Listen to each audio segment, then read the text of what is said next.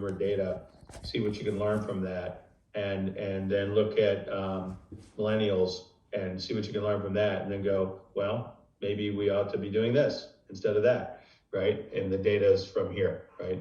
That's really the kind of thing. You have a whole research class coming next that you'll get a lot more from that. But here is an example. So just a couple little things. Have you all taken marketing research at all? Not recently. Okay.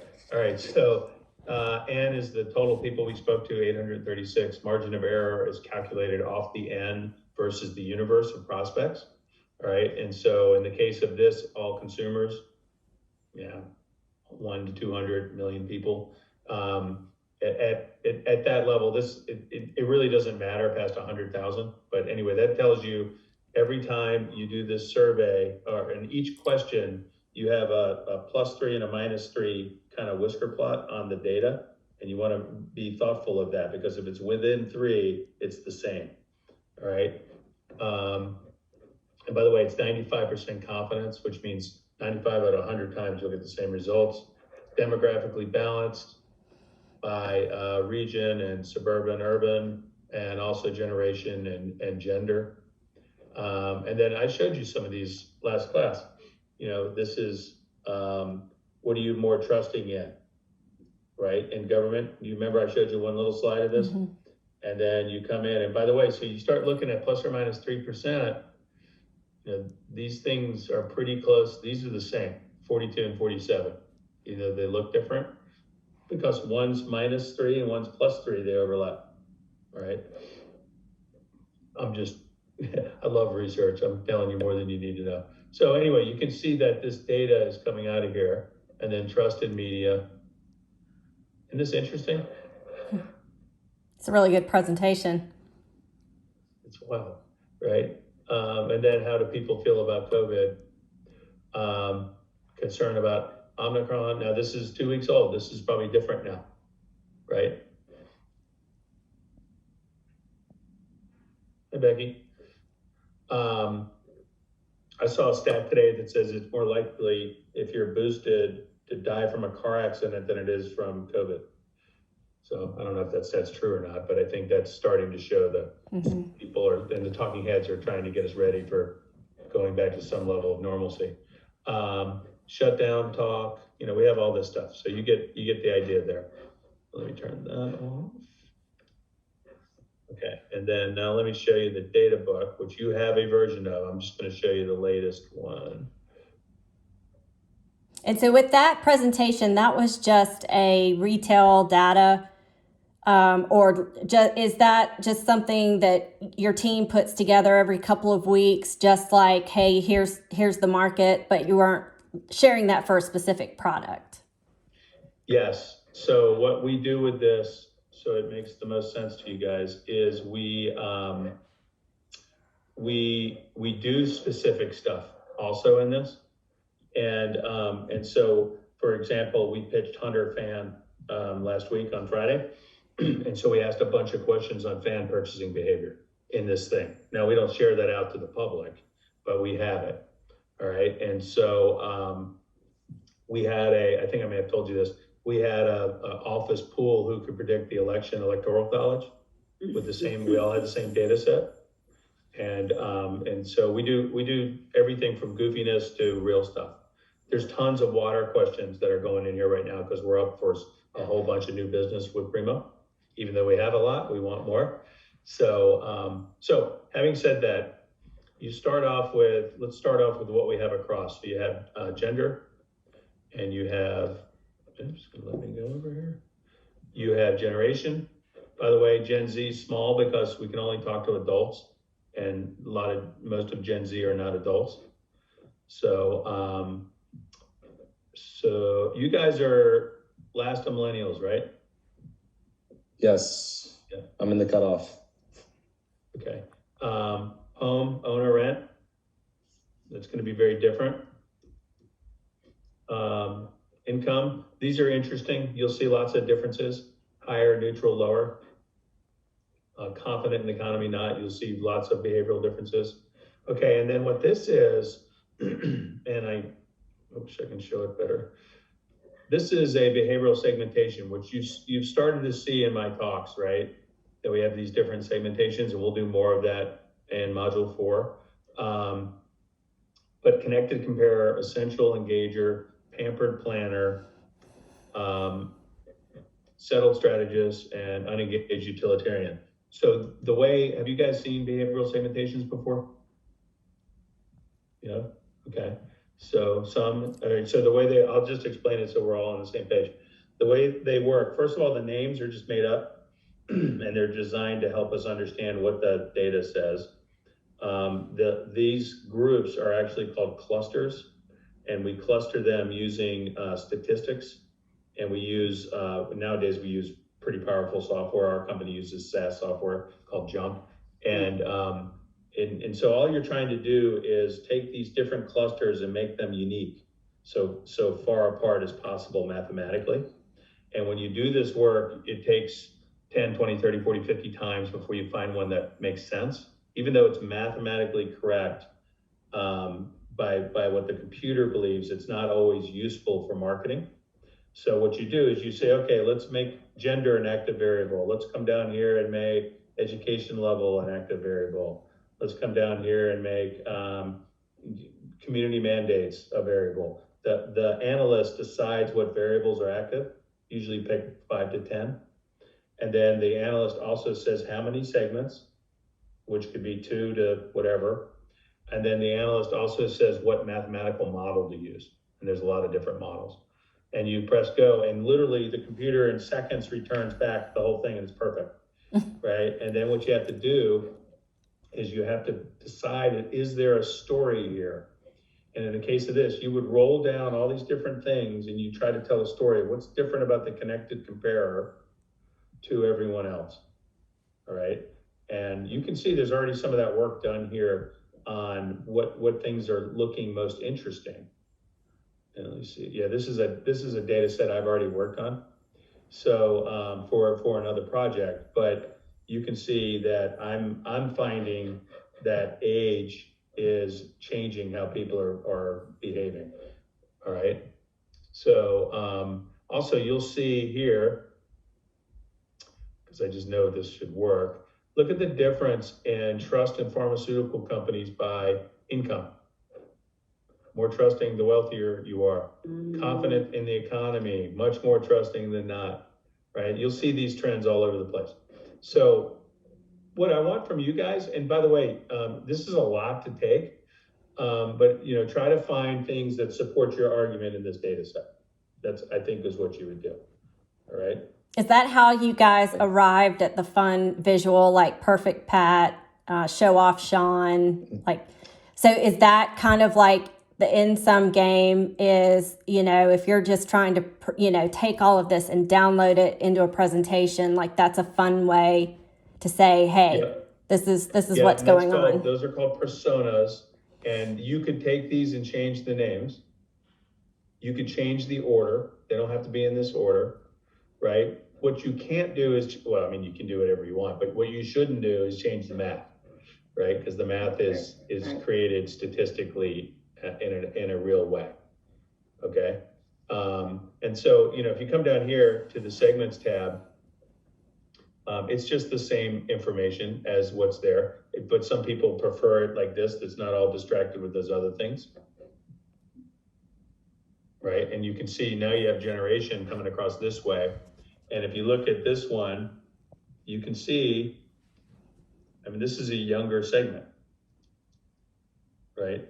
This segment, this is going to be likely a target segment for TVs, particularly if you're wanting to go younger, like we talked about, right? Let me see if I can lay my hands on something else really quick. Hold on, where is TV? I know where it is. Give me 1 second, I want to show you one more. I'm going to show you an example where we did this. So, stop the share on that. All right, give me 1 second.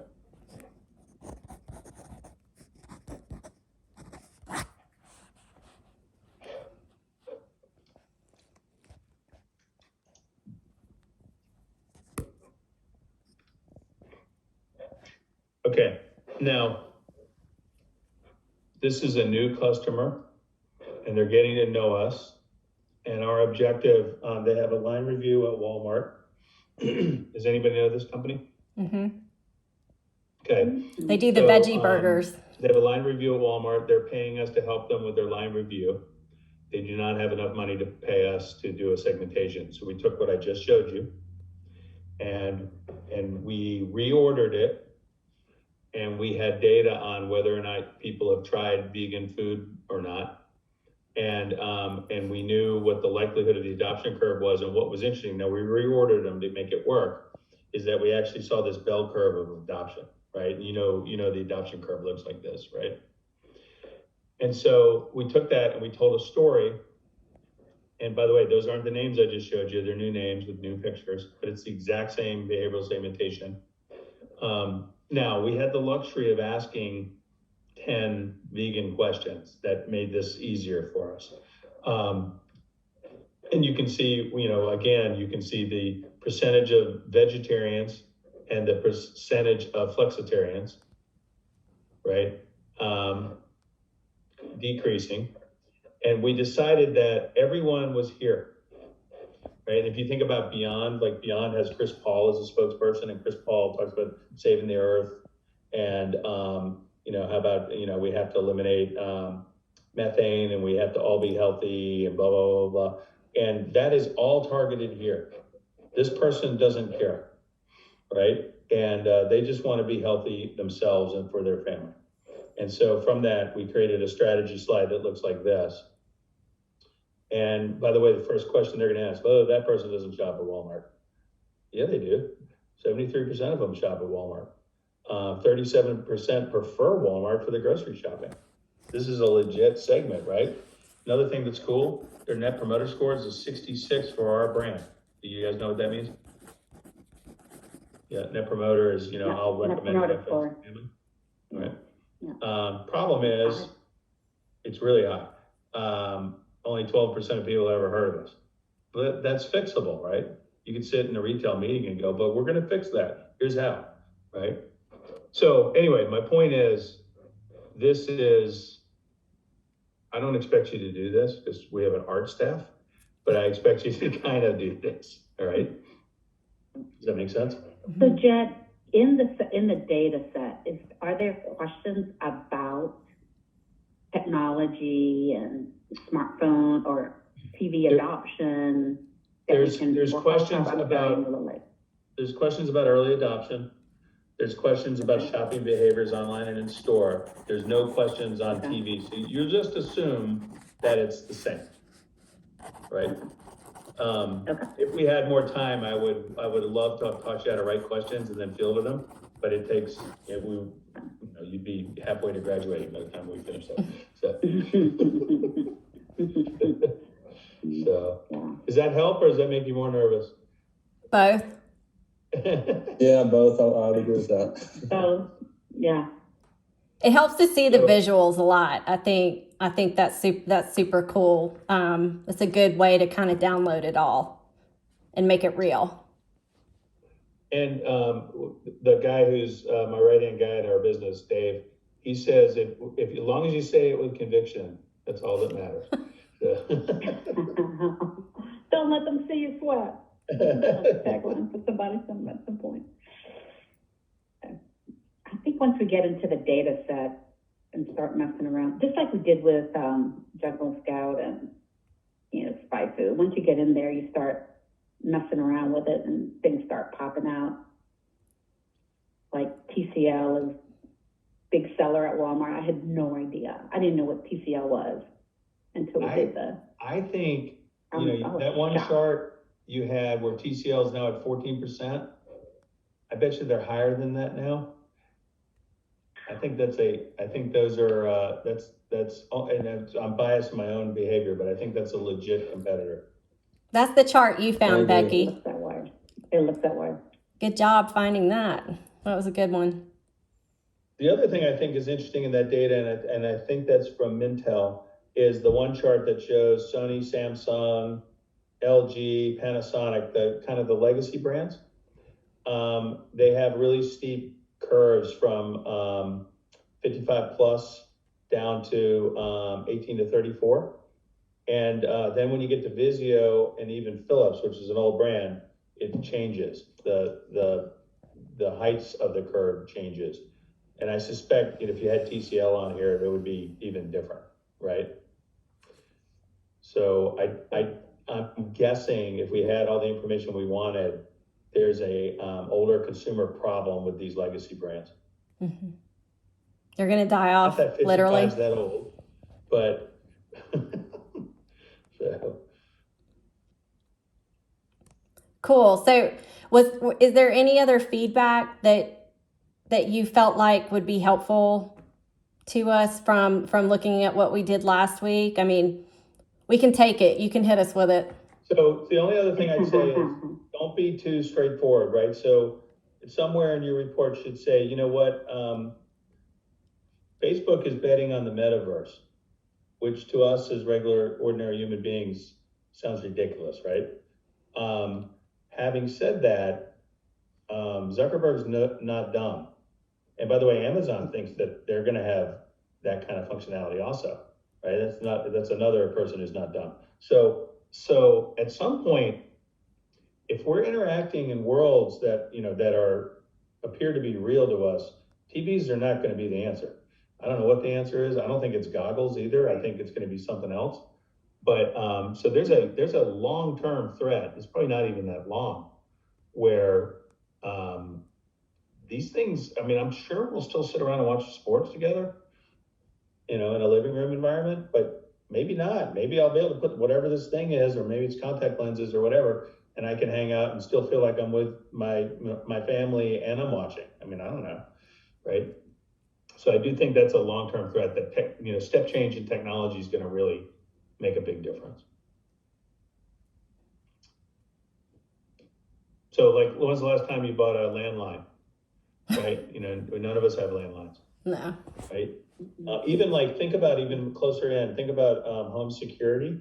It used to be that you bought home security, and that home security was installed by a company and connected to a landline with maybe later on a cell phone backup, and now we all have just Ring cameras, mm-hmm. Right? And we don't care about any of that. So that's in the last few years. So I do think that's going to change. So I don't think your whole project should be about that. I think your nearer threat are these other brands, but I do think there has to be something to that. Good point. Yeah. Mm-hmm. Are we in the television business or in the media consumption business, right? Mm-hmm. Yeah. So if you're in the media consumption business, it doesn't take a TV. Who knows? How about if, we still have these issues with pandemics, if you have the face shield and it's got all your media consumption right in front of you and it goes, right. I mean, I have no idea what crazy people are thinking about. But Becky, you said it right. There's that old Harvard case called marketing myopia, and it's about the railroads. Mm-hmm. And why weren't they in the transportation business? If they were, they would have had airplanes, right? And they ended up not. They don't even have trucks, right? So I think that's exactly the point you just made. I think it's a great point. And that's what I mean by be brave. Okay. Just push. Okay. Now, at the end of the day, you're going to come in with a plan that says, the next 2 years, we're going to do this. Right? So, it's, Yeah. It's almost like we need two branches of a presentation. One where they're competing with Amazon, Apple, even Facebook. And then, in the near term, the other side of the competition is the easier, the more traditional side, TCL and so forth. But yeah, it's almost like we need like a dichotomy on our presentation, of sorts. Or maybe it's a timeline, like, immediate threat, medium threat, right. Long threat. Right. I don't think I talked to you guys about this, but I remember when the iPod was launched and Steve Jobs said, you'll have 1,000 songs in your pocket and we have 25,000 online available to download. And I thought, at the time I may have had 25,000 songs somewhere, right, in my music collection. And so I was like, this is stupid. This is never going to work. So, no, it ended up working pretty good, so. And We're also evolved. competing Yeah. with the younger generation of TikTok. Everyone's spending more time on TikTok. No one's watching TV. Like, This is true. I mean, or The videos are getting YouTube. shorter and shorter. Yeah, even my YouTube. attention span is getting shorter It and went, shorter. Vine was our Yeah. thing, like Yeah. 10 I say our like younger millennial, and that was like a 10-second video, and now we can't even focus for 10 seconds. It's like a 5-second video. No, I've like talked to friends and stuff who are like, I watch a lot of TikTok. I'm guilty of it. Friends do too. And they're like, I can't sit through a whole show anymore or like a whole movie. Like I get just bored. So it's just like culturally, I feel like people are just like not gonna have the attention span to watch TV as much anymore. Like if I'm gonna unwind, a lot of people will like go watch TV at the end of the day. I'm like, I could sit on my phone on TikTok for way too long. So I had over Christmas agree with two that. experiences that support that. One was my daughter